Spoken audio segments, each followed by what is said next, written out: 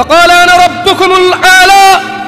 ফেরাউন বলল, এই আমার চাইতে বড় আল্লাহর কে আছে এখানে? আপনার এখন তো ক্ষমতা হয়নি। জি, আপনি পাসপোর্ট 6 ইঞ্চি হতে পারেন, থাপ্পড় দিলে দুজন শুয়ে যাবে, লাঠি দিয়ে বাড়ি দিয়ে একজনের মাথা ফেটে ফেলতে পারবেন, এত টাকা উপার্জন করতেছেন, হোক সেটা হারাম অথবা হালাল, 10 জন 20 জন মানুষ কিনতে পারবেন আপনার চামচামি করার জন্য।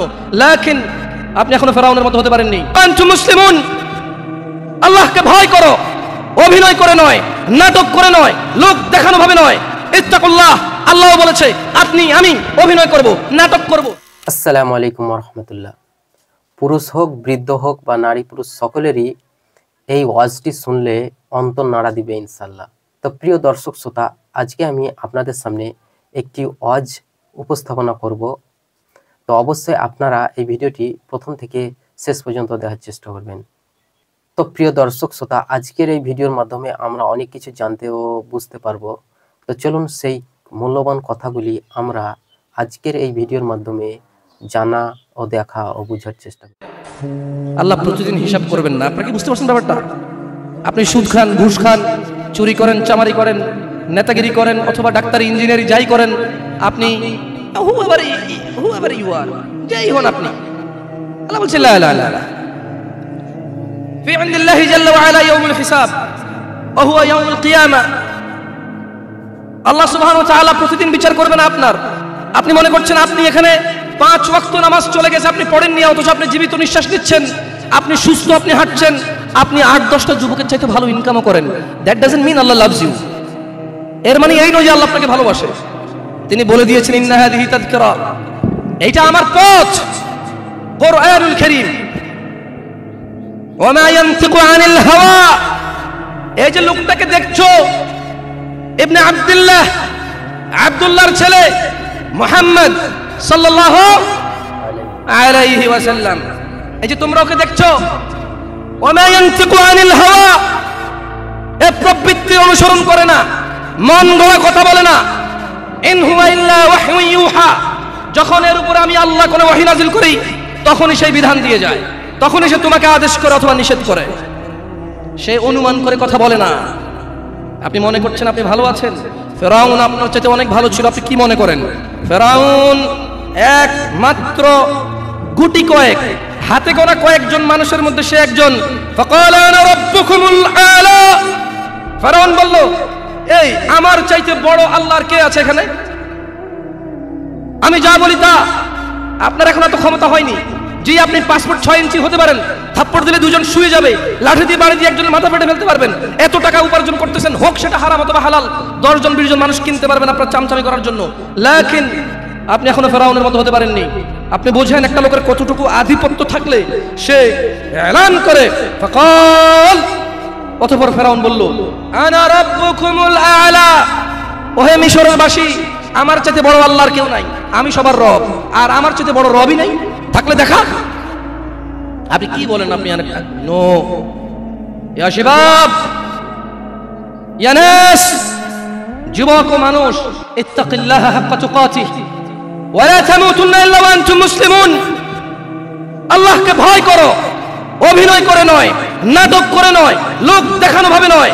ইত্তাকুল্লাহ, আল্লাহ বলেছে আপনি আমি অভিনয় করব, নাটক করব, লোক দেখানোর জন্য আল্লাহকে ভয় করব। বলবো আমি মুসলিম, না সালাত আদায় করি না। বলবো আমি মুসলিম, সারাদিন মদের আড্ডায়। বলবো আমি মুসলিম, সারাদিন মেয়েদের উত্তপ্ত করা, ইফটিজিং করা। বলবো আমি মুসলিম, সারাদিন অবৈধ কাজকর্মে লিপ্ত হওয়া। এই জন্য আল্লাহ জাল্লা ওয়া আলা ওয়া হুয়া রাব্বুকুম ওয়া হুয়া ইয়ালামু কুল্লা শাই আনিন নাস, আল্লাহ জাল্লা ওয়া আলা তিনি তোমাদের স্রষ্টা, তিনি তোমাদের দ্রষ্টা, উনার কাছে তোমাদের প্রত্যাবর্তন, উনার কাছে তোমাদের সবার আমাদের সবার বিচার। তাই তিনি তোমাদের ছলনা আমাদের ছলনা বোঝে। তাই তিনি বলেন যে ইত্তাকিল্লাহ, তিনি বলেন যে আল্লাহকে ভয় করো। তিনি বলেছেন ইত্তাকিল্লাহ হাক্কা তুকাতিহ, তোমরা আমি আল্লাহকে ভয় করো হাক্কা তুকাতিহ, যেভাবে ভয় করা উচিত। আপনি কি পয়েন্ট বুঝতে পারছেন? দেখুন, আমার কাজ বলে যাওয়া, আপনার কাজ যতটুকু গ্রহণযোগ্যতা গ্রহণ করা। মনে রাখবেন, ইয়া নবী সালামু আলাইকা বললে আপনার কাছে দোষের কিছু মনে হয় না, তবে মূল্যবান সময় ওটা বলবো না। আমি ইউসুফ জুলেখার প্রেম কাহিনী শুনাইতে জানি না, মাবুদও বলে 10 মিনিট টানতে পারি না। এখানে কথা বলতে আসছি, 30 মিনিট কথা বলবো। 30 মিনিটে যদি 2 মিনিট আপনার কাজে আসে আলহামদুলিল্লাহ রাব্বিল আলামিন, আপনার কাজে না আসলো আলহামদুলিল্লাহ রাব্বিল আলামিন। শুনুন, কথা বলি উপরওয়ালার সন্তুষ্টির উদ্দেশ্যে। আপনাদের একটা কথা বলি, আপনারা অনেকে এখানে আমার সাথে বয়সে বড় আছেন, আমি হয়তো মাইকটা পাওয়ার কারণে কথা বলছি, হাত পা নাড়িয়ে কথা বলি, আপনারা কেউ মনে কষ্ট নিয়েন না। আপনারা আমার চাইতে অধিক জ্ঞানী মানুষ এখানে উপস্থিত আছেন, মেহমান হিসেবে নিয়ে আসছেন, তাই আপ্যায়ন করছেন, কথা বলার সুযোগ দিচ্ছেন। জাযাকুমুল্লাহ খায়র, আল্লাহ আপনাদেরকে উত্তম প্রতিদান দান করুন। তবে শুনুন, কথা আমি হিসেবই করিনি। আপনারা কয়জন আছেন এখানে? একজন আছে, ওয়া হুয়া রাব্বানা, তিনি আমাদের প্রতিপালক, যিনি প্রত্যেকটা কথা লিপিবদ্ধ করে। কিরামান কাতিবিন, আছেন সম্মানিত লেখকবর্গ, ইয়ালামুন, এই লেখকবর্গরা জানে মা তাফআলুন, যা তোমরা করো। আমি যদিও আমাকে বলা হয়েছে যুবকদের উদ্দেশ্যে কিছু কথা বলতে, আজকালকে আসলে যুবক আর বুড়ো বোঝা যায় না, কে যুবক কে বুড়ো, সবাই সেম অপরাধে লিপ্ত। আপনি মদ, গাঁজা, টেলিভিশন, সিনেমা, নাটক, নষ্টামি, অবৈধ সম্পর্ক, স্ত্রীর উপরে জুলুম, ছেলে সন্তানের উপরে জুলুম, আপনি যুবক আর বৃদ্ধ একসাথে পাবেন এখন। দেখুন, আমি কারো বদনাম করতে আসিনি, তাই আমি বলছি যে যুবক দিয়ে কথা বললে আর হচ্ছে না, বরঞ্চ মুরব্বীদের চাইতে অনেকটা এগিয়ে অনেক ক্ষেত্রে যুবকরা। আমি যুবকদেরকে অকর্মা বলতে বলিনি বা এটা বলিনি, ভুল বুঝিয়েন না। বলতে বুঝেছি যে যেই বৃদ্ধকে আমি বৃদ্ধ মনে করি, সেই বৃদ্ধ তো তাকে বৃদ্ধ মনে করে না। এখনো আয়নার সামনে দাঁড়িয়ে চুল আসলে মনে করে, wow, I am looking so great, আমি দেখতে সেই রকম। আপনি দেখছেন তার চুল পাকা, সে দেখতেছে যে ওয়াও, এই চুলটা সাদা হওয়ার কারণে সৌন্দর্য আরো বৃদ্ধি পাইছে, that's mean I love your power আরো বেড়ে গেছে। আপনি বুঝেননি, আপনার মনে হচ্ছে সে বৃদ্ধ, বাট সে প্রতিদিন এই আয়নার সামনে দাঁড়ায়, তাকে একদিনও তার পরিবর্তন মনে হয়নি। সেই জন্য মানুষদেরকে বলবো, হুয়াল্লাযী ইউসাউবিরুকুম ফিল আরহামি কাইফা ইয়াশা, লা ইলাহা ইল্লা হুয়াল আজিজুল হাকিম। তিনি আল্লাহ মাতৃগর্ভে যেভাবে ইচ্ছে তোমাদেরকে আকৃতি গঠন করেন, তিনি ছাড়া অন্য কোনো সত্য ইলাহ নেই। ওয়া হুয়াল্লাযী আনশাআ লাকুমুস সামআ ওয়াল আবসারা ওয়াল আফইদা ক্বালিলাম মা তাশকুরুন। আর তিনি আল্লাহ তোমাদের জন্য কান, চোখ ও অনুভূতি, এই যে তোমরা আমরা দুঃখ পাইলে অনুভব করি, কষ্ট পাইলে অনুভব করি, তিনি আল্লাহ এই অনুভূতি শক্তি সৃষ্টি করেছেন। আর তিনি বলছেন যে, আল্লাহ বলছেন আমরা মানুষরা নাকি খুবই অল্প কৃতজ্ঞতা প্রকাশ করি। ওয়া হুয়াল্লাযী যারাআকুম ফিল আরদি ওয়া ইলাইহি তুহশারুন। আর তিনি তোমাদেরকে জমিনে ছড়িয়ে ছিটিয়ে দিয়েছেন এবং আমরা সবাই আল্লাহর কাছে প্রত্যাবর্তন করব। ওয়া হুয়াল্লাযী ইউহয়ী ওয়া ইউমীত ওয়া লাহু ইখতিলাফুল লাইলি ওয়ান নাহার আফালা তা'কিলুন।